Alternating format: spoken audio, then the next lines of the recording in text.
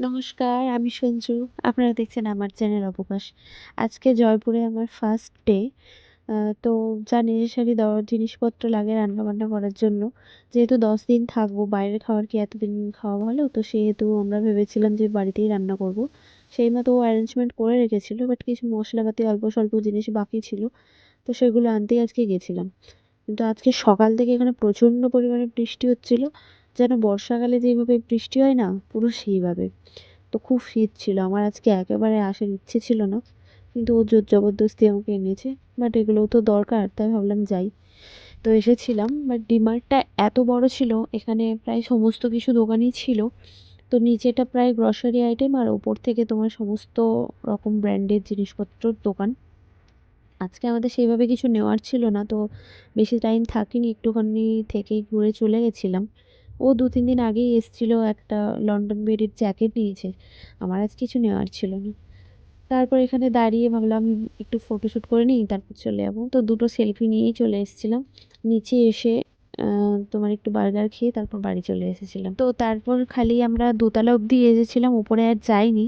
যেহেতু আজকে দেরি করে বেরিয়েছিলাম আর তাড়াতাড়ি ফেরার ছিল, নইলে ওর হসপিটালের গেট বন্ধ হয়ে যাবে। তো ওদের তো আবার রুলস আছে। তো সেই জন্যই তাড়াতাড়ি করে ঘুরে তো বার্গার নিতে গেছিলাম। তো আজকে তো আমরা প্ল্যান করেইছিলাম ঢোকার সময় যে বার্গারই খাবো। তো সেই জন্য আর অপশন কিছু দেখিনি। দুটো বার্গার নিয়ে জাস্ট বার্গার দুটো খেয়েই চলে গেছিলাম। আর এতটা ঠান্ডা ছিল আমি বেশি রাত্রি করতেও চাইনি। তো একটুক্ষণ ওয়েট করার পরেই ওরা দুটো বার্গার দিয়ে গেছিলো। দেন তারপর দুটো স্মাইলি এঁকেছিলো বার্গারের ওপর। তারপর খেয়ে আমরা বেরিয়ে গেছিলাম। তো বাইরে গিয়ে দেখি ভীষণ ঠান্ডা। তাড়াতাড়ি করে একটা অটো নিলাম। তো অটোতে করেই প্রায় ২-২.৫ কিলোমিটার যেতে হবে, তাই অটোই নিয়েছিলাম। আর প্রচণ্ড ঠান্ডা ছিল, নাহলে হেঁটে যেতে পারতাম। তো সেই কারণেই হেঁটে যাইনি। আর দেখো এত বৃষ্টি হয়েছে, রাস্তাতে জল জমে গেছে, প্রচণ্ড বৃষ্টি হয়েছে, পুরো বর্ষাকালের মতো। তারপর অটো থেকে নেমে ও কিউআর পেমেন্ট করে দিল। তো নেমে ভেবেছিলাম চলে যাব, তারপর ও বলল যে ওখানে না অ্যাকচুয়ালি আমাদের লঙ্কা গুঁড়ো হলুদ গুঁড়োটা নেওয়া হয়নি। কেন কি ওখানে অনেক বড় প্যাকেট ছিল, ওই ২০০-২৫০ এরকম। বাট আমরা ১০ দিনের জন্য অত বড় প্যাকেট নিয়ে কী করবো, ১০০ গ্রামের প্যাকেট খুঁজছিলাম। তাই আমরা আরেকটু এগিয়ে গিয়ে ওই ছোটো দোকানগুলো হয় না, ওগুলোতে যাচ্ছিলাম। হসপিটাল থেকে একটু এগিয়ে যেতে হবে। তো যেতে যেতে ওখানে মন্দির পড়েছিল, আসি ঘুরে আসার সময় দেখাবো। তো গিয়ে ওখানে দোকানে তাড়াতাড়ি করে নিয়ে নিলাম যা দরকার ছিল। একটা লঙ্কা গুঁড়ো, একটা হলুদ গুঁড়ো আর লবণের প্যাকেট। তো এগুলো ছাড়া তো আমি রান্নাই করতে পারবো না। ও সমস্ত সবজি এনে রেখেছে, বাট ওটাই এনে রাখেনি। তারপর ও এত তাড়াতাড়ি হাঁটে, আমি ওর সাথে হাঁটতেই পারি না। বাট তাও যাই হোক, ও হাঁটছিল আর আমি দৌড়চ্ছিলাম। চলে এলাম ওই পুজোর যেখানে ফুলগুলো ছিল না ওখানে। তো আমি ওখানে যেহেতু আমার গোপাল ঠাকুরটা এনেছি, 10 দিন থাকবো, আর ঠাকুর না আনলে মনটাও ভালো লাগে না। তো ওই ঠাকুরের জন্যই একটুখানি ফুল নিয়ে নিলাম। আর অ্যাকচুয়ালি এখানে ফুলের দোকানটা থাকার কারণ হলো এখানে সামনেই একটা রাম মন্দির আছে। তো সেই মন্দিরের জন্য এখানে বেশি না, দুটোই ফুলের দোকান আছে। তো দেখো গোলাপগুলো কত সুন্দর। আমি ওনাকে জিজ্ঞেস করছিলাম যে কীরকম কী দাম, কী ব্যাপার। তো তারপরে আমি এখান থেকে ফুল নিয়ে চলে এসেছি। এই দেখো মন্দিরটা। তো কোনোদিনও আমি দিনের বেলা যখন আসবো তখন অবশ্যই আমি ভালো করে দেখাবো। বড় না খুব, মন্দিরটা ছোটই। তো এখানে এসেছি, আমি তো কোথাও সেভাবে এখনও ঘুরতে যাইনি, যেহেতু ও এখনও ছুটি নেয়নি, ডিউটি করে, সেই কারণে। তো দেখতে দেখতে চলে আসলাম। এবারে গেটের কাছে চলে এসেছি, ও আমাকে বলছে ফোন বন্ধ করো। তো তারপর ঢুকলাম। ও বলছে গেটের তুমি কাছে যদি বলো দাঁড়িয়ে না, ফোন আমার তো আর দেখছো। কিছু করার নেই তাহলে। তো মোবাইল রাখতে বলার কারণে আমি মোবাইলটা রেখে দিলাম। তো ও বলছিল যে গেটের কাছে মোবাইল ইউজ না করাই ভালো। তো তারপর গেছিলাম আমরা ওর ল্যাবে।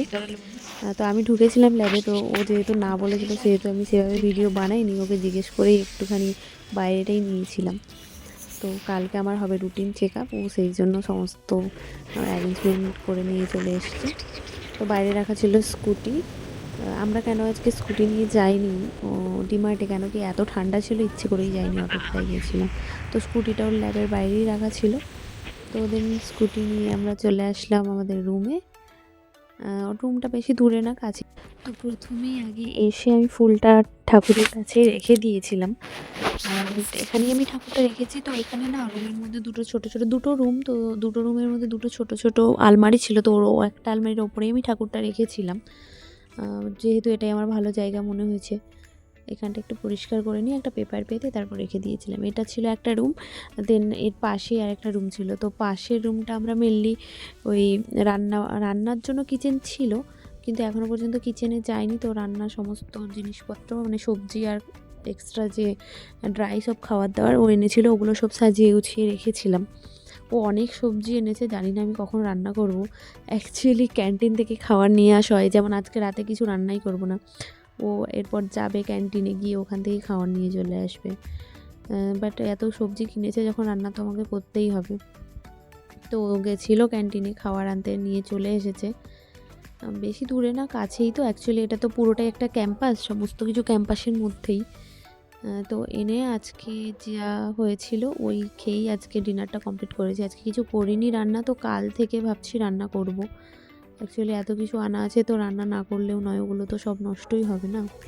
তো আজকে ডিনারে কি ছিল, ভাত, রুটি আর স্যালাডটা আমরাই কেটেছিলাম, আর ছিল এগ কারি আর পনির। তো আজকে ডিনারটা এটা দিয়েই কমপ্লিট করেছিলাম। তো চলো আজকের মতো গুড নাইট, দেখা হচ্ছে পরে আরেকটি ব্লগে। টাটা।